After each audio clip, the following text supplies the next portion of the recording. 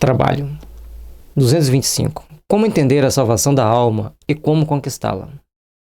Considerando esse aspecto real do problema de salvação da alma, somos compelidos a reconhecer que, se a providência divina movimentou todos os recursos indispensáveis ao progresso material do homem físico na Terra, o Evangelho de Jesus é a dádiva suprema do céu para a redenção dos homens espiritual em marcha para o amor e sabedoria universais. Nós temos, então, todos os recursos materiais para o nosso progresso material. Cabeças pensantes para fabricar carro, fabricar televisão, fabricar computador. E cabeças pensantes para produzir alimento, para comercializar, para gerenciar a logística da distribuição. Temos cabeças pensantes nos mais variados níveis. Compete-nos, então, a responsabilidade de fazermos o melhor possível pela nossa redenção espiritual, pela realização do amor em nós mesmos, da paz e da serenidade na construção do nosso mundo íntimo.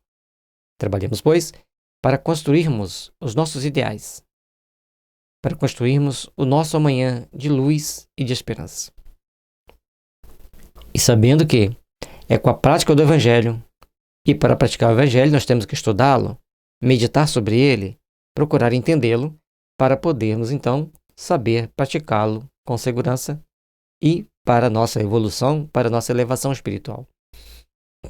E como Jesus deixou bem claro, buscai primeiramente o reino de Deus e tudo mais vos será acrescentado, à medida que a gente evangeliza nossos sentimentos, que a gente vai conscientizando a nossa consciência, nós também vamos aprendendo técnicas novas mais facilmente dentro das possibilidades de cada um. Jesus é o modelo supremo. O Evangelho é roteiro para a ascensão de todos os espíritos em luta. O aprendizado na Terra para os planos superiores do ilimitado. De sua aplicação decorre a luz do Espírito.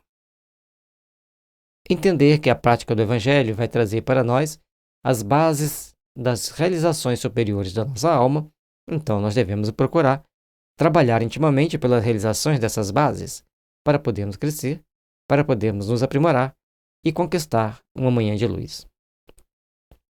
No turbilhão das tarefas de cada dia, lembrai a afirmativa do Senhor: eu sou o caminho, a verdade e a vida. Se vos cercam as tentações de autoridade e poder de fortuna e inteligência, recordai ainda as suas palavras: ninguém pode ir ao Pai senão por mim. E se vos sentis tocado pelo sopro frio da adversidade e da dor, se estais sobrecarregados de trabalho no mundo, buscai ouvi-lo sempre no imo da alma. Quem deseja encontrar o reino de Deus, tome a sua cruz e siga os meus passos. Simples, né?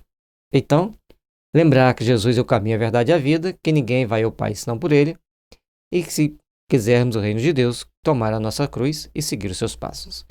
É necessário, então, começarmos a fazer todas as verificações necessárias para o nosso aprimoramento. É importante procurarmos entender e procurarmos construir uma manhã de luz, de esperança e de fraternidade legítima para a nossa caminhada.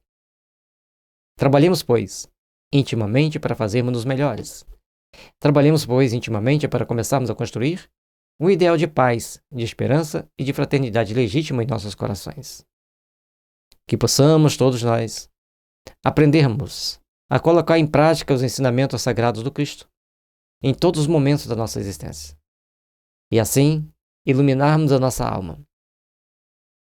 Buscarmos lutar intimamente conosco mesmo. Tentar tirar aquelas arestas, aqueles pensamentos, aqueles sentimentos que não nos convêm mais. Por mais difícil que seja, é a luta de cada dia de cada um de nós. Porque somente assim construiremos o mundo que nos aguarda em boas condições mento-emocionais e com sentimentos mais evangelizados para caminharmos livremente pelo mundo espiritual. 226. Os guias espirituais têm uma parte ativa na tarefa da nossa iluminação pessoal? Essa colaboração apenas se verifica como no caso dos irmãos mais velhos ou dos amigos mais idosos nas experiências do mundo. Por quê? O irmão mais velho diz para o irmão mais novo: olha, cuidado com esse caminho, ele é perigoso, porque o irmão mais velho, ou ele já passou, ou já colheu informações sobre aquele caminho. Aí o irmão mais novo fala assim, que isso? Eu passo aqui com tranquilidade. E aí quebra a cara. Agora tem aquele irmão mais novo que sábio, antes do irmão mais velho falar, ele fala assim, é seguro eu ir por esse caminho? Isso são trocas de experiências. E assim os espíritos vão nos dar a intuição do que devemos e que não devemos fazer, qual caminho devemos passar, desde que estivermos bem sintonizados, bem afinizados com eles. Os mentores do além poderão apontar-vos os resultados dos seus próprios esforços na Terra, ou então aclarar os ensinos que o homem já recebeu através da misericórdia do Cristo e da benevolência dos seus enviados, mas em hipótese alguma poderão afastar a alma encarnada do trabalho que lhe compete na curta permanência das lições do mundo. Então nós temos as nossas lições aqui a aprender no mundo, temos que passar por um conjunto de aprendizado, mas também nós podemos receber dos nossos protetores, nossos mentores, dicas, mostrando o que a gente já melhorou, o que a gente não melhorou. E muitos benefícios também podem ser trazidos dentro do aperfeiçoamento do nosso trabalho, como já vimos em questões anteriores. Então, os espíritos sempre irão nos ajudar, de alguma forma, mas para a nossa iluminação, nós temos que fazer o nosso trabalho íntimo, nós temos que fazer a nossa parte. Que dizer de um professor que decifrasse os problemas comuns para os alunos? Além disso, os amigos espirituais não se encontram em estado beatífico. Suas atividades e deveres são maiores que os vossos. Seus problemas novos são inúmeros, e cada espírito deve buscar em si mesmo a luz necessária à visão acertada do caminho. Então, os nossos amigos espirituais têm muito o que fazer, têm muitos trabalhos a realizar. Espero que um deles seja me ajudar a fazer esse estudo. Então, eles não vão estar a nosso dispor a todo momento. Por isso, nós temos que fazer nossa parte, nós temos que nos empenhar para as realizações, para a melhoria nossa no nosso dia a dia, com melhoria, com o nosso aperfeiçoamento, com o nosso dedicar para as realizações sublimes das conquistas materiais, principalmente quando trazemos inovações para beneficiar a humanidade, e também pelas nossas conquistas espirituais, quando vamos nos melhorando para tornarmos a Terra também melhor, melhorando aqueles que estão ao nosso redor. Trabalhai sempre. Essa é a lei para vós outros, e para nós, que já nos afastamos do âmbito limitado do círculo carnal, esforcemo-nos constantemente.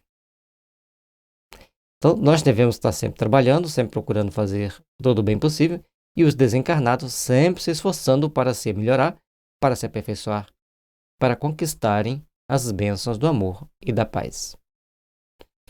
A palavra do guia é agradável e amiga, mas o trabalho de iluminação pertence a cada um.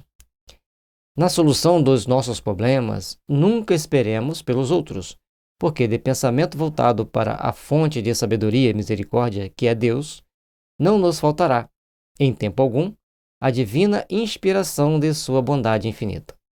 Trabalhemos assim, pelo nosso aperfeiçoamento, pela nossa melhoria, por buscarmos crescer e aprimorar para as realizações sublimes da alma. Só assim, aprimorando-nos cada dia, buscando realizar cada dia nosso trabalho de crescimento e de aprimoramento, nós vamos alcançar a nossa iluminação e a nossa paz. Então, os guias sempre nos trarão uma palavra amiga, frases importantes, palavras como controle a sua mente, eduque seus conflitos, evangelize seus sentimentos. Estudar o Evangelho é o momento de conscientizar a consciência. São palavras que eles nos trazem. Compete-nos refletir, lutar para colocar em prática. Porque simplesmente ouvir e achar muito bonitas as frases significa um pouco. Vamos procurar, então, refletir a cada momento na tomada de decisão que precisamos empreender, precisamos implementar, precisamos realizar. 227. Deus concede o favor a que chamamos graça?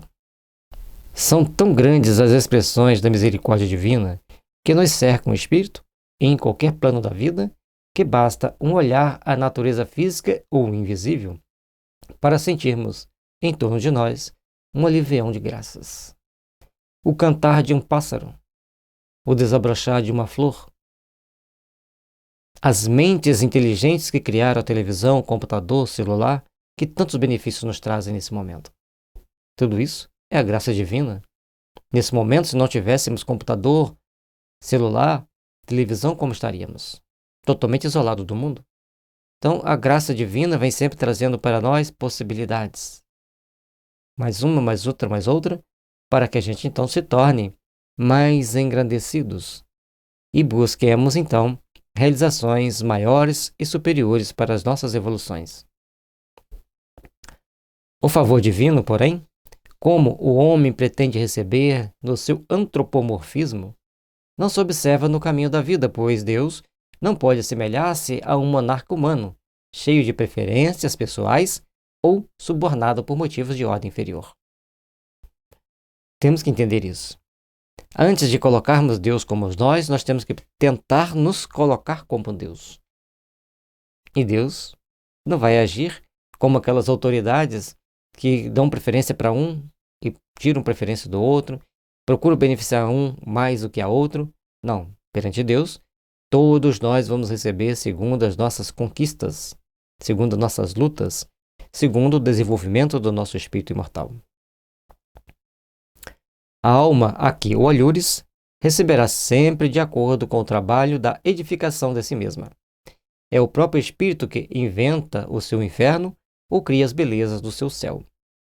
E tal seja o seu procedimento, acelerando o processo de evolução pelo esforço próprio, poderá Deus dispensar na lei em seu favor, pois a lei é uma só e Deus, o seu juiz supremo e eterno, e logicamente, extremamente justo e sábio, para saber nos oferecer dentro daquilo que podemos alcançar, com o nosso esforço, com o nosso trabalho, com as nossas realizações. Cada um de nós recebe a nossa parcela de possibilidade, a nossa parcela de iluminação, para nos esforçarmos, trabalharmos mais e procurarmos assim conquistar para os nossos amanhãs, para as nossas realizações superiores. 228. A autoiluminação pode ser conseguida apenas com a tarefa de uma existência na Terra? Sonho de todos nós, né? Uma encarnação é como um dia de trabalho. E para que as experiências se façam acompanhar de resultados positivos e proveitosos na vida, faz-se indispensável que os dias de observação e de esforços se sucedam uns aos outros. Assim como para alcançarmos o nosso salário nós temos que trabalhar 30 dias, para alcançarmos a nossa maturidade nós temos que nascer, crescer, reproduzir, vivenciar as experiências necessárias, envelhecer e desencarnar.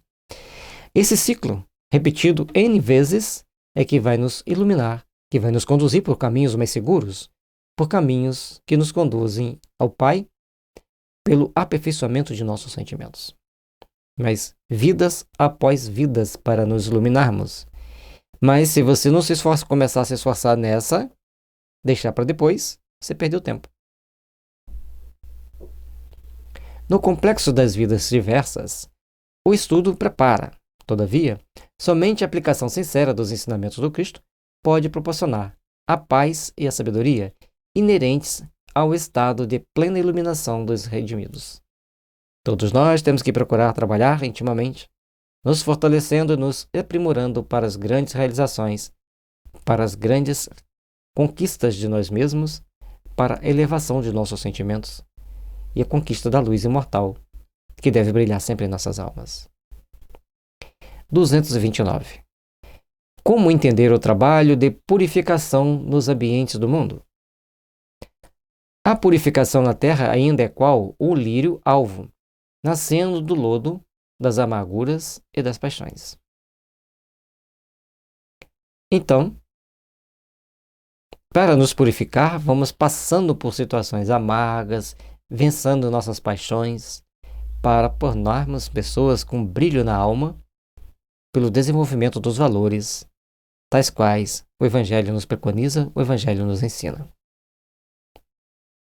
230. Como iniciar o trabalho de iluminação na nossa própria alma? Esse esforço individual deve começar com o autodomínio, com a disciplina dos sentimentos egoístas e inferiores, com o trabalho silencioso da criatura por exterminar as próprias paixões. Esse trabalho que de desenvolver os sentimentos, de procurar nos aprimorar, de procurar vivenciar os nossos momentos para conquistarmos as realizações sublimes da alma, é que vão fazer com que estejamos conquistando e aprimorando nossas realizações, nosso crescimento espiritual. Trabalhemos e nos esforcemos para que os dias de amanhã sejam melhores do que o de hoje e, principalmente, disciplinar os nossos sentimentos para que eles se transmutem para a sublimidade que o Cristo espera de cada um de nós.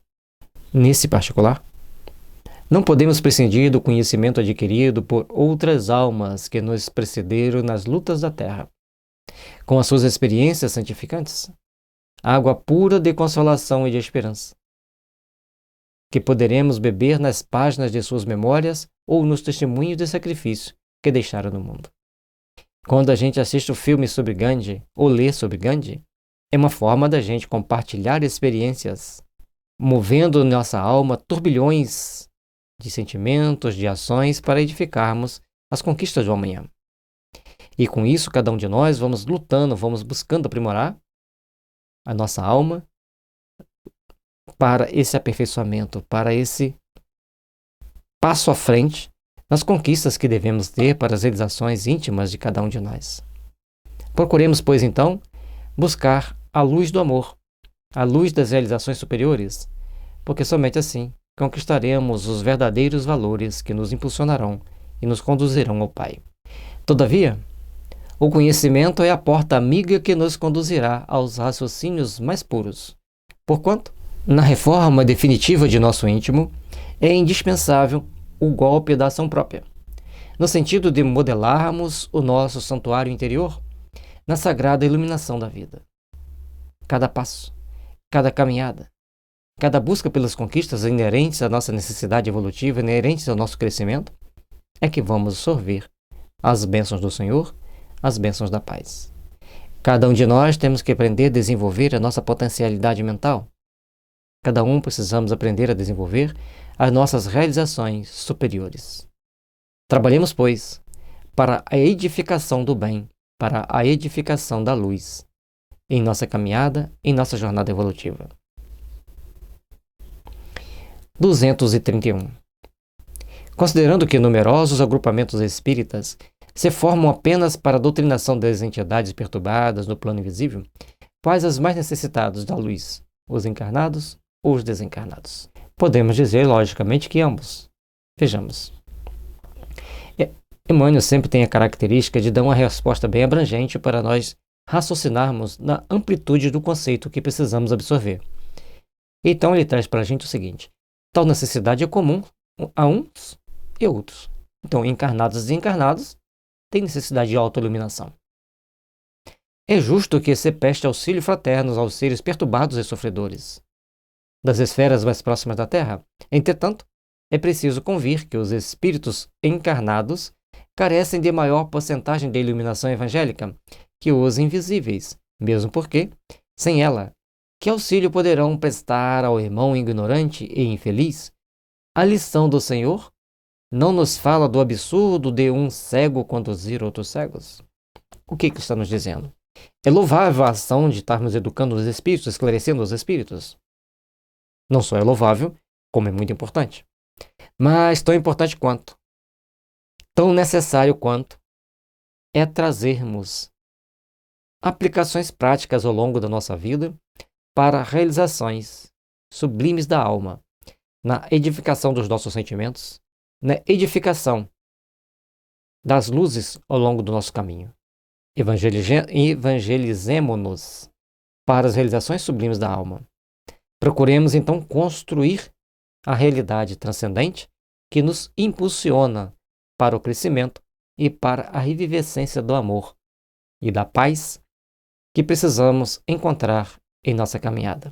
Por essa razão é que toda reunião de estudos sinceros dentro da doutrina é um elemento precioso para estabelecer o roteiro espiritual a quantos deseje o bom caminho. Toda reunião é importante.